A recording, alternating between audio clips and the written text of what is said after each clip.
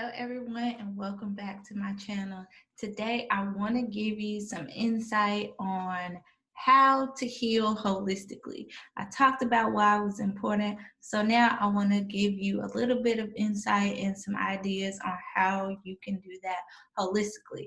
But before we get into that, please be sure to like this video, subscribe to my channel, and share it if you feel like it is good information.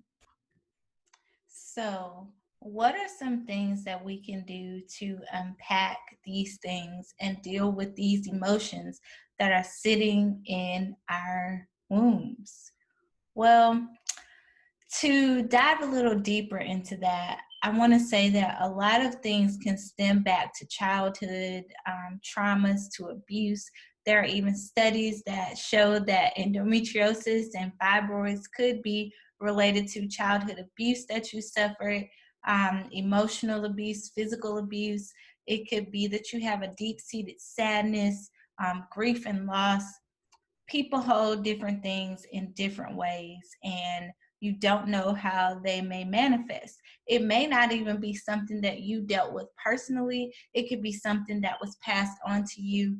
And as we know, people of color, specifically Black people, have a lot of trauma that's passed down to us anyway. So this is something that could be generational. Maybe it was passed down to you. It could just be a part of your DNA. Now, how do we unpack this? Number one, we go to therapy, or we seek the help of somebody that we can talk to, whether it's a therapist that is clinically trained to deal with these issues, or a life coach that can help you with these issues, or even a holistic health coach such as myself that is trained to look at things holistically and to talk to you and deal with these things and help you to unpack them.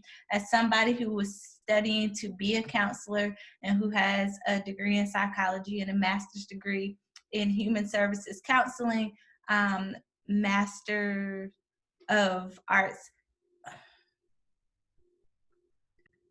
as someone who has a degree in both psychology and in human services, marriage, and therapy, I really think that it is important for you to really seek the help of somebody who is trained to deal with this, whether it be trained clinically or is someone who knows what they're doing, as far as, like I said, a life coach, a health coach, somebody that's trained to deal with this. You can even see maybe a pastor or a person that's trying to deal with counseling in that way as well.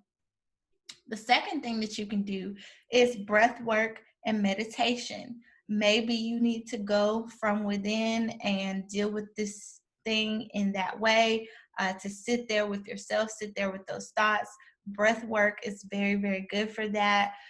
You can breathe and send that healing breath to your womb. You can meditate and really figure out what those issues are that you need to deal with, so that you can then unpack them with somebody that's trained to deal with it. The next thing that you can do is womb massage. Now, womb massages are amazing for fertility. They're great for dealing with issues within the womb, and they can be very, very spiritual and very emotional. In that sometimes people cry because they remember trauma that may have happened and they're able to release it. There are people that are trained to do womb massages. You can do them on yourself. You can have midwives that are trained to do it. There are different types of womb massages. You can do it on yourself. Look it up and try it out and see if that helps you. But it was something that I did a lot when I was dealing with my ovarian cyst and my fibroid, and when I was trying to unblock my fallopian tube, and it did help. So if that's something that you want to do, check out womb massages. They're amazing. The next thing is affirmations. We always need to affirm ourselves, to tell ourselves that we're wonderful and with that we're beautiful and that we're amazing. Your womb needs to hear these things too, because oftentimes we're told in that area, or we tell that area that, oh my gosh, this hurts so bad. Oh my gosh, why are you doing this to me? oh my gosh, you say so many things negative about this area. So send some positivity to that area and tell your body how amazingly made it is. Next is self-love/self-care. Take care of yourself. That's not just taking a bath or sitting somewhere with some candles. That can be journaling, doing shadow work. That could be doing a lot of different things that is going to dig deep into what you personally need to be okay. But self-love means doing the work to get to become your very best self. So do that work, figure out what that looks like for you, and get it done. For me, it was journaling and shadow work, really digging deep into some things that I needed to deal with from my own life, from my own experience, and unpacking all of the generational trauma that my ancestors and my people as a whole have had to deal with. So maybe that's what you need to do as well.